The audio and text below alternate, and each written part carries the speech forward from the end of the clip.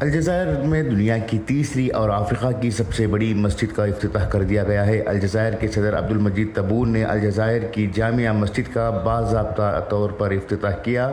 غیر ملکی ذرائع ابلاغ کے مطابق اس مسجد کو پہلی مرتبہ 2020 میں نمازیوں کے لیے کھولا گیا تھا، لیکن صدر عبدالمجید تبون کو اس وقت کرونا ہو گیا تھا، جس کی وجہ سے وہ اس تقریب میں شریک نہیں ہو سکے تھے۔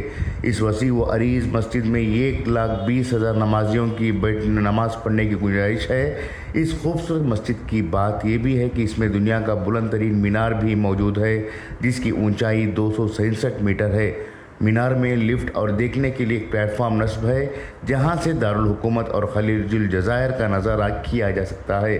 مقامی طور پر جامع الجزائر کے نام سے معروف یہ جدید انفراسٹرکچر تقریباً 70 ایکڑ زمین تک پھیلا ہوا ہے، تاہم یہ رقبہ سعودی عرب میں مقدس ترین حرمین کے مقامات مکہ اور مدینہ کی مساجد سے کم ہے۔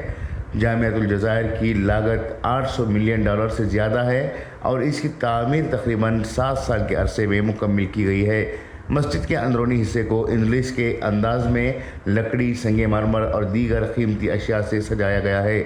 خیال رہے عبدالمجید تبون کی صدارت مدت باضابطہ طور پر اس سال کے آخر میں ختم ہو جائے گی، تاہم ابھی تک یہ واضح نہیں ہے کہ وہ دوسری مدت کے لیے انتخاب لڑیں گے یا نہیں۔